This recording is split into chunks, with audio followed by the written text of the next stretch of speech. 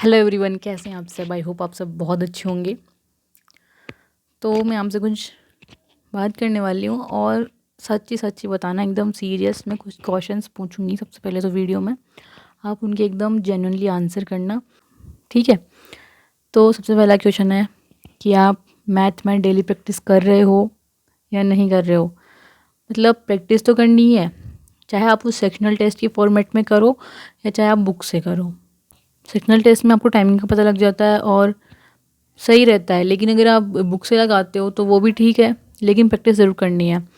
उसके अलावा आपको कैलकुलेशन भी करनी है अलग से। जैसे कि आपने टेबल याद करी, उनको आप लिखो, डेली लिखो। जैसे आप टेबल, आपने 25 तक टेबल याद रख रखी है तो आप उनको डेली लिखो टाइमर लगा के। तो आप पहले उसमें जो भी स्क्वायर हैं, क्यूब रूट हैं, ऐड करना है, सब्ट्रैक्ट करना है, मल्टीप्लिकेशन करना है, डिवीज़न करना है, फ्रैक्शन ये याद रखनी है। ये सब कुछ चीज़ें आपको पढ़नी पड़ती है, ये आपको फ्रिक्वेंटली देखनी पड़ती है, तभी जाके आपको आपके माइंड में आती है। जब आप क्वेश्चन देखते हो आपको ये चीज़ें एकदम ऐसे चुटकी बजाते याद आनी चाहिए कि अब इनको भी आप सोचने बैठ जाओगे कि ये फ्रैक्शन ऐसे हैं, ऐसे नहीं।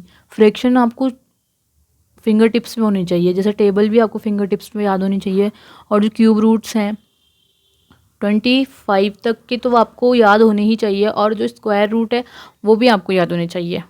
मिनिमम 30 तक तो होनी ही चाहिए आपको, ठीक है। ये चीज़ें आपको, मतलब वो क्या बोलते हैं कि नॉन नेगोशिएबल है, मतलब इनको आप इग्नोर कर ही नहीं सकते, ये नेसेसरी है, एकदम करनी ही करनी है, सबको करनी है। और उसके बाद रही आप कितनी प्रैक्टिस करते हो, वो आप पर डिपेंड करता है, ठीक है। अब सेकंड मैथ की ये हो गई, ठीक है। अब इंग्लिश की मैं पूछती हूँ कि इंग्लिश में आप क्या सेक्शनल टेस्ट लगाते हैं डेली, और नहीं लगाते हैं तो आप बहुत बड़ी गलती कर रहे हैं। क्योंकि sectional test reasoning and English का तो ऐसा है कि अगर आप रिवाइज नहीं कर रहे हो ना नोट्स से, लेकिन आप टेस्ट डेली दे रहे हो, तो वही आपका बहुत ज़्यादा अच्छा प्रैक्टिस करवा देती है, और रिवीजन भी वहीं से होता रहता है। और आप PYQs लगाते रहते हो टाइम टू टाइम, तो आपको नोट्स उठा के देखने की ज़रूरत भी नहीं पड़ेगी। जो हमारे ग्रामर के नोट्स होते हैं ना, वो मैंने बहुत कम देखे हैं, लेकिन मैंने प्रैक्टिस बहुत ज़्यादा करी है। जैसे अभी 2025 के पूरे एग्ज़ाम के क्वेश्चन करवा दिए रानी मैम ने, पूरे ही करवा दिए। तो आपको बार बार वो क्लास देखनी है। और मैथ में तो फिर भी ये होता है कि आपको सॉल्व करने पड़ते हैं, लेकिन इंग्लिश में क्या है कि आप डायरेक्ट उसको देखते जाओ, ठीक है। आपको आ रहा है और नहीं आ रहा तो आप स्क्रीनशॉट ले लो या आप अपनी नोट्स में लिख लो। अलग से नोटबुक रहती है मेरी PYQs की। PYQs प्लस जो टेस्ट में देती हूँ उनकी एक नोटबुक रहती है, उसी में मैं मिक्स करके लिखती रहती हूँ। अगर मैंने आज टेस्ट दिया तो यहाँ पर लिख लिया, फिर उसके नीचे मैंने अगर कोई PYQ की क्लास ली तो मैंने नीचे उसके लिख लिए, फिर उसको रिवाइज़ करती हूँ मैं। वो ग्रामर की नोटबुक बहुत कम रिवाइज़ करनी पड़ी है, बिकॉज प्रैक्टिस में बहुत ज़्यादा करती हूँ ग्रामर में। और जैसे पैसेज वगैरह का मैंने आपको पहले भी बोला था, एंड अभी भी मैं बोल रही हूँ कि रानी मैम का जो प्रैक्टिस बैच है आप वो ले लो। वो 3 महीने का बैच होता है, अभी रिकॉर्डेड भी है, जो अभी 2025 के प्री के बाद मेंस के बाद आया है, तो आप रिकॉर्डेड ले लो।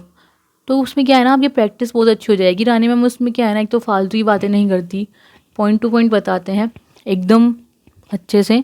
अगर आपको पैसेज, क्लोज टेस्ट, PQR में दिक्कत आती है ना, तो आप बैच ज़रूर लो, ठीक है। और मैं इसलिए कह रही हूँ क्योंकि मैंने लिया है मेंस के टाइम, और उससे मेरे को काफ़ी इम्प्रूवमेंट देखने को मिला है, इसीलिए मैं आपको बता रही हूँ। और अगर आपको फ्री में कहीं से पढ़ना है तो इंग्लिश माध्यम ऐप है, तो इंग्लिश माध्यम ऐप में डेली उसमें एक पैसेज आता है, तो उसमें क्वेश्चंस भी होते हैं और उसमें उसको एक्सप्लेन भी करते हैं, तो आप उससे कर सकते हो। वो ऐप भी है उसमें, और टेलीग्राम चैनल भी है उनका, तो वो PDF डाल देते हैं टेलीग्राम चैनल पर, ठीक है। और रानी मैम भी उनके जो टेलीग्राम चैनल हैं उस पर एक PDF डेली डालती है एडिटोरियल की, तो आप उनको भी फॉलो कर सकते हैं, ठीक है। और प्रैक्टिस बैच का क्या है ना कि आप एकदम उसमें स्टिक हो जाते हो। आपको लगता है कि हाँ मैंने बैच खरीदा है, पैसे दिए हैं, तो आप उसको एकदम स्ट्रिक्टली फॉलो करते हो।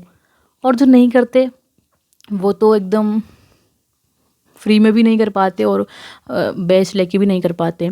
तो मैं यही कहूँगी, एक बार आप प्रैक्टिस बैच लेके देखो, अभी भी टाइम है। अगर आप CGL की ही कर रहे हो तो, क्योंकि CGL का अभी नोटिफिकेशन भी नहीं आया है, तो आप प्रैक्टिस कर सकते हो बैच से। और उसके अलावा आप PYQs करना चाहते हो तो इंग्लिश विद रानी मैम के चैनल में बहुत सारे PYQs हैं, हर एग्ज़ाम के, CDS हो, SSC के जितने भी एग्ज़ाम्स हैं, CGL, steno, selection post, MTS, GD, जितने भी एग्ज़ाम होते हैं सबके क्वेश्चंस हैं उसमें। तो और एरर की मैराथन डाल दी है मैम ने, हर टॉपिक की मैराथन डाल दी है मैम ने। मैं उनको करूँगी अभी, मैंने वो नहीं की है 2025 वाली।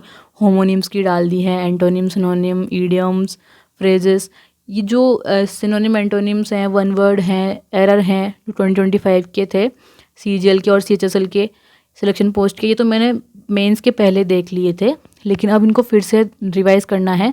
तो मैं एक बार फिर से देखूंगी उनकी क्लासेस, और वो जल्दी हो जाती है, और एक बार मेरे नोट्स में लिखे हुए हैं। मैं अगर मुझे कोई एरर नहीं आ रही है तो मैं उसको नोट कर लेती हूँ, अच्छे से हाईलाइट कर लेती हूँ कि हाँ मेरे को यहाँ पर नहीं आया था। फिर उसके अलावा रही बात सेक्शनल टेस्ट देने की, सेक्शनल टेस्ट आपको ज़रूर देना चाहिए। मैं बहुत ज़्यादा इसको रिकमेंड करती हूँ आप लोगों के लिए, क्योंकि मुझे इससे इम्प्रूवमेंट देखने को मिला है काफ़ी ज़्यादा।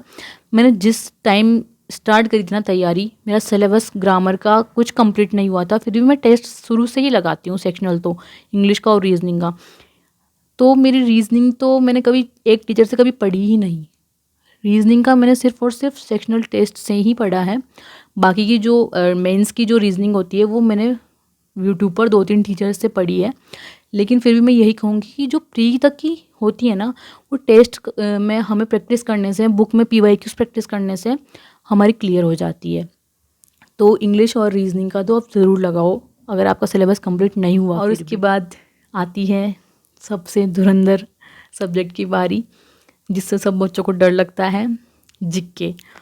तो जीके में भी क्या करना है, जैसे भी ये मेरे पास PDF है पिनेकल की, तो ये मैंने बुक इसलिए नहीं ली क्योंकि मेरे को करंट अफेयर्स का, स्टैटिक्स का इनका नहीं चाहिए था।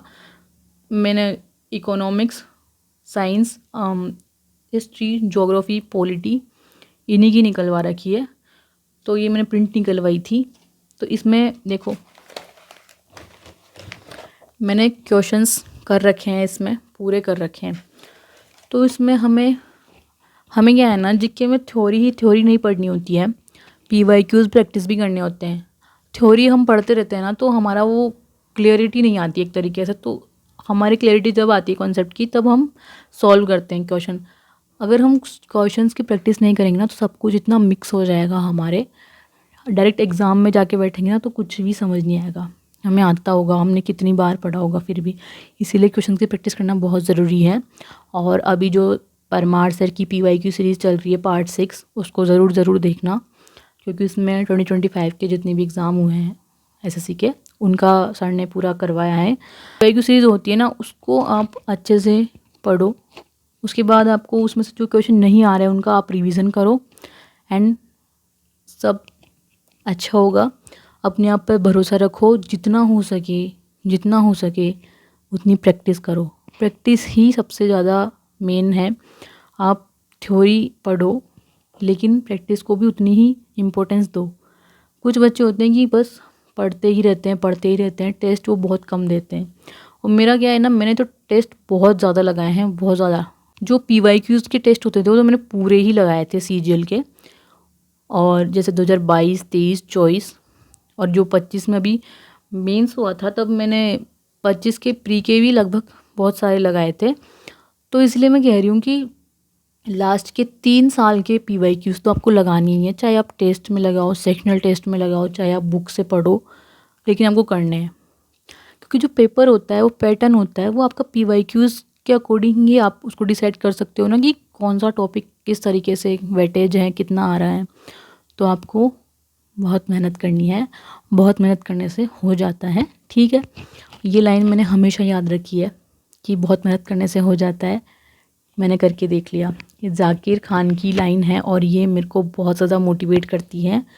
और अब जब मैंने करके देख लिया है ना, तो मुझे अब और ज़्यादा पावरफुल लगती है लाइन कि हाँ हो जाता है। तो आप हमेशा मेहनत करते रहिए, अपने आप पर भरोसा करिए, चाहे कोई कुछ भी कह रहा हो। अगर कोई इंसान आपके जस्ट साइड में बैठ के बोल रहा हो कि तेरा सिलेक्शन नहीं होगा, तो आप उसको एकदम इग्नोर करो, नेगेटिविटी को अपने पास भी मत आने दो। अपने माइंड में हमेशा ये रखो कि हाँ मैं मेहनत कर रहा हूँ तो मेरा ज़रूर होगा, एक दिन होगा, एक दिन ऐसा आएगा कि मैं बोलूँगा कि मैंने करके दिखा दिया। मेरे को भी बहुत ज़्यादा नेगेटिविटी मिलती थी। आप लोगों को लगता है ना, हम जब उस फेज़ में होते हैं ना तो हमें ऐसा लगता है कि सारी नेगेटिविटी हमारे पास ही आ रही है, वो खुश हैं, वो खुश हैं, हमें सब खुश दिखाई देते हैं हमारे आसपास। लेकिन सबकी लाइफ में अलग अलग प्रॉब्लम्स होती हैं, सबको अलग अलग तरह के लोगों से नेगेटिविटी मिलती है, कुछ लोग पॉजिटिव भी होते हैं। तो मेरे साथ कुछ लोग ही थे पॉजिटिव, जैसे मेरे मम्मी पापा, मेरे भाई बहन और मेरे एक दो दोस्त। उनके अलावा सब नेगेटिविटी देने के लिए तो इतने सारे लोग थे। मैं किसी से बात नहीं करती थी, मैं अपने फ़ोन में नेट नहीं डलवाती थी और बहुत आइसोलेटेड हो गई थी। लास्ट में तो मैं बिल्कुल ही, फ़ोन मेरा ख़राब हो गया था तो मुझे इतना सुकून लगता था ना, पढ़ने में बहुत अच्छा लगता था। तो आप हो सके तो फ़ोन को थोड़ा दूर रखो अपने आप से। लास्ट में जब आपका एग्ज़ाम आ जाता है तब तो आप बिल्कुल ही कट ऑफ हो जाओ अपने फ़ोन से। सच बता रही हूँ, जब आपको उस पीडीएफ में नाम देखने को मिलेगा ना आपका, पता नहीं वो ऐसा मोमेंट होता है ना, मैं उसको आपको एक्सप्लेन नहीं कर सकती। मेरा तो ऐसा ही था कि बिल्कुल ही हाथ पैर कांप गए थे, मतलब आंसू आ गए, हंसी आ रही है, खुश हो रही हूँ, दिल धड़क रहा है ज़ोर ज़ोर से। इतना अच्छा लगता है। आपकी जो मेहनत होती है वो उस एक पीडीएफ में आपका नाम आता है तो सब कुछ ऐसे घूमता है माइंड में, ऐसे घूमता है कि किसने क्या बोला था, मैंने कितनी मेहनत करी थी, कितना मैं अप्स एंड डाउन्स मैंने देखे थे। तो वो आपकी जर्नी आपको पूरी याद आती है। आप हमेशा मोटिवेट रहो, हमेशा खुश रहो। एंड अगर आपको ज़रा सा भी लगे ना कि डिमोटिवेशन हो रहा है या कुछ मुझे दिक्कत आ रही है किसी सब्जेक्ट में, तो मेरे को आप कमेंट करो, आप मेरे से पूछो, मैं आपको हमेशा गाइड करूँगी एज अ सीनियर, आपकी बड़ी बहन की तरह। मैं आपको कभी भी ऐसे कोई कमेंट आता है ना पढ़ाई से रिलेटेड, तो मैं हमेशा रिप्लाई करती हूँ। ऐसा कोई कमेंट नहीं है जिसका मैं रिप्लाई नहीं करती, ठीक है। तो आप मेरे से पूछ सकते हो। मुझे पता है बहुत ज़्यादा स्ट्रेस होता है, मैंने भी वो टाइम देखा है, मुझे भी काफ़ी ज़्यादा स्ट्रेस होता था। लेकिन आई एम लकी कि मेरे पास मेरे भाई बहन, मेरे फ्रेंड्स ऐसे थे कि जिनसे मैं सब कुछ शेयर कर सकती थी कि आज तो मुझे ऐसा लग रहा है, मुझे इतना दुख है, इतना स्ट्रेस है, सब कुछ मैं शेयर करती थी। और वो मुझे एकदम बात करके एकदम मुझे हल्का फील करवा देते थे और अच्छा लगता था। बहुत ज़्यादा मोटिवेट करते थे मेरे को मेरे भाई बहन। और मम्मी पापा को नहीं कर सकते हम, ऑब्वियसली शेयर नहीं कर पाते हैं। तो हमारे आसपास एक या दो ऐसे फ्रेंड्स होने चाहिए जिनको हम हर बात शेयर कर सकें। और अपने भाई बहनों के साथ बॉन्डिंग बहुत अच्छी होनी चाहिए। और वो अगर आप बड़े भाई बहन हो ना, तब आप कर सकते हो ये चीज़, अच्छी बॉन्डिंग बनाना, ठीक है। तो मैं बड़ी बहन हूँ, मैंने हमेशा अपने भाई बहनों को अच्छे से ऐसे फ्री रखा है और उनके साथ हर बात शेयर करिए, तो वो भी मेरे साथ हर बात शेयर करते हैं। तो हम एकदम फ्रेंड्स वाली फीलिंग आती है, ठीक है। तो आप भी अपने पास ऐसे कुछ लोग रखिए जिनसे आप खुल के बात कर सको। तो आपने मेरे को यहाँ तक सुना है तो thank you so much for watching this video. And मिलते हैं नेक्स्ट वीडियो में, तब तक के लिए बाय, ऑल द बेस्ट, बहुत अच्छे से पढ़ो, बाय।